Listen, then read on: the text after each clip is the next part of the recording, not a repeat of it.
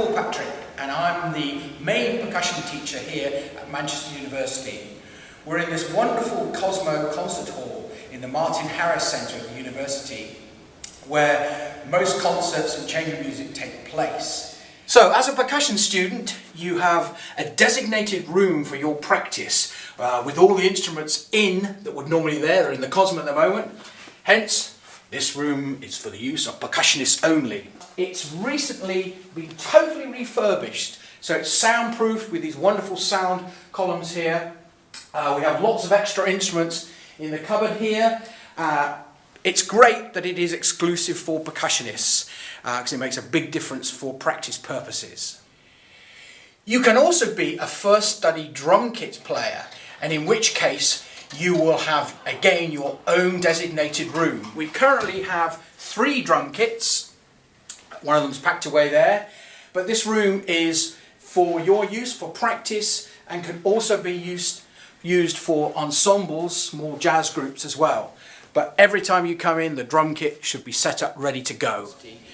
We will be concentrating on 3 disciplines in percussion. Firstly, snare drum and drumming generally, tune percussion and timpani. So we have all the standard tune percussion instruments, which is the second important discipline in percussion. A fantastic marimba, 2 vibraphones, xylophone, glockenspiel, tubular bells, and crotals, which serve both orchestrally and in contemporary music. As I mentioned, I'm the main teacher of percussion here, but I'm assisted by my colleague Oliver, who also helps me and helps with the ensembles and in the drum kit teaching as well. And he's going to play a short piece on the marimba and tell you a little bit about this wonderful instrument. So yeah, as I mentioned, I'm going to play a short piece by a percussionist and composer called Jim Molyneux. It's called Midsummer Haze, and hopefully it will show you, or give you a quick insight into this beautiful instrument we're lucky to have at the department. So as you can see, it's pretty large, so it's 5 octaves, so our lowest note is down here, C. It goes all the way to up here. So it spans 5 octaves, and you can probably hear, I'll just play a quick demonstration before I play the piece.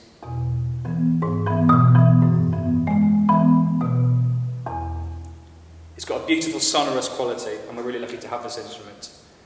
Okay.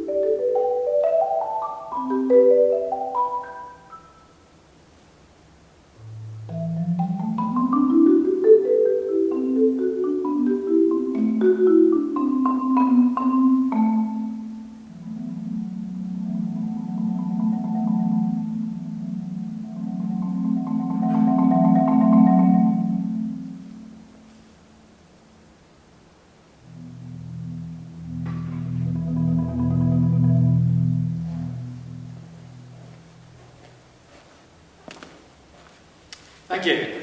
Thanks, Oliver. I'm sure you'll all agree it's a wonderful sound, this wonderful instrument. And in this Cosmo Concert Hall, it really does sound beautiful. So, as well as the fantastic 5-octave Marimba 1, we have a 4-octave vibraphone, which is actually quite unusual.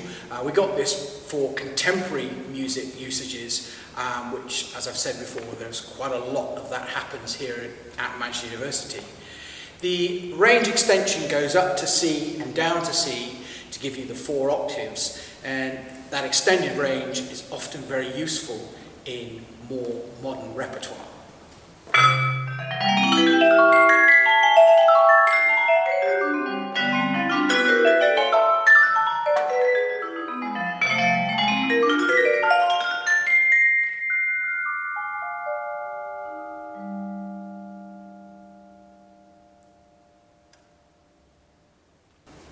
There is probably no more important era for the xylophone than the ragtime period in the early part of the century, and it's hard to imagine how popular this instrument was at that time. And certainly there were some fantastic players around, particularly the likes of George Hamilton Green, who wrote one of the greatest books on 2-mallet xylophone playing I think there's ever been. And I certainly encourage my students to have a look at these exercises to develop that very special 2-mallet technique. Now, I'm going to play a little piece now that's called Bit of Rhythm. It's by Harry Brewer, who was a British xylophone player. And it's an arrangement that can be done in many formats. Today, because there's only myself and Oliver, we're going to play it as xylophone and drum kit.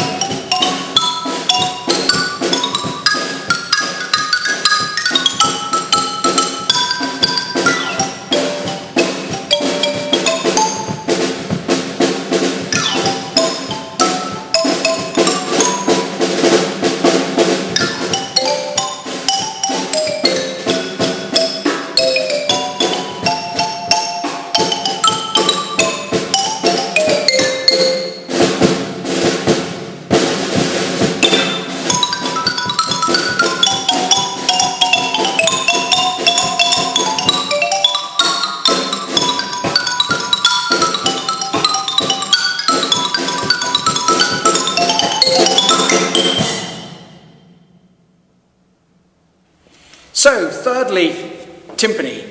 I really believe that the best way to teach timpani is through the orchestral repertoire. So in our percussion room, we have a CD player and access to many, many of the great symphonies, Mozart, Beethoven, etc., etc. And I really do believe that if you learn the core repertoire, you will understand how the timpani work and how best the technique and sound of the drums works. And I think that is in an orchestral setting. There are many opportunities here at the university to play symphonic music and also early music as well, and classical orchestras and baroque orchestras are formed.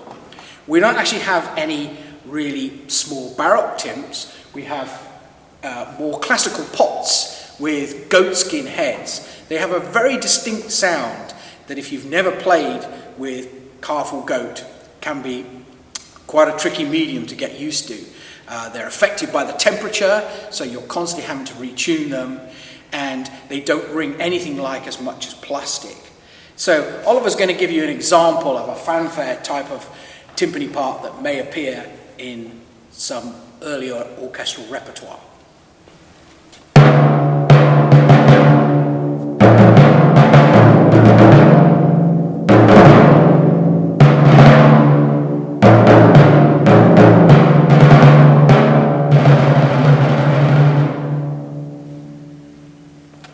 We encourage all our percussion students here to obviously develop the 3 disciplines in every way possible, but also to take on board other percussion disciplines, such as Latin percussion. We have all the instruments, or most of the instruments, from the Cuban style of percussion playing, congas, bongos and timbales. And we would probably ask some specialist teachers to come in and direct our students. There is a big band, there are jazz bands when Latin percussion can certainly be used, and we would encourage our students to get involved in those things. We also have drum kit. As I said before, some students can come here to Manchester University as first study drum kit players, but quite often the percussionists who come want to do some drums as well, and maybe have played drums in the past and want to continue. And that's where Oliver comes in as well, who assists me in every way in percussion, but primarily he takes those students who want to do drums as well as percussion. Yeah, so drum kit's a really important aspect of the department. So yeah, as Paul said, we really encourage students to get involved in all aspects of percussion, but especially in the drum kit. We can do, there's big bands, there's jazz ensembles, there's also a lot of musicals that we encourage people to get involved in. So that's fantastic. So what we generally work on is basic swing time, basic groove playing, and in combination with the Latin percussion, we work on Latin grooves and how that fits in with a wider ensemble and how to play with other Latin percussionists. So it's a really important part, and actually probably a really fun aspect of playing percussion, because, you know, as a drummer, you're often, you're pretty much 90% of the time accompanying and playing with other musicians. So it's a really important and exciting part of the music department here. Thank you. Great. So that concludes our sort of whistle-stop tour of the percussion department here at Manchester University. I hope all you percussionists out there that get to see this would be interested in coming to study here. I think you'll all agree we have an incredible setup of instruments and facilities, this wonderful concert hall, practice rooms, and lots of opportunities to play. There's nothing better than being in a really vibrant musical city. At least 4 orchestras here, my own orchestra, the BBC Philharmonic, the Halley Orchestra, Manchester Camerata, the Northern Chamber Orchestra, Manchester Collective, Zaffa, modern music group, who have a great association with this university. They do lots of joint projects, so you get to work with professional musicians on a side-by-side basis. So I can't really stop blowing the trumpet for this department, but I hope you've enjoyed seeing what goes on and how the studies work here, and who knows, maybe we'll see you in the future. Thank you. Bye-bye.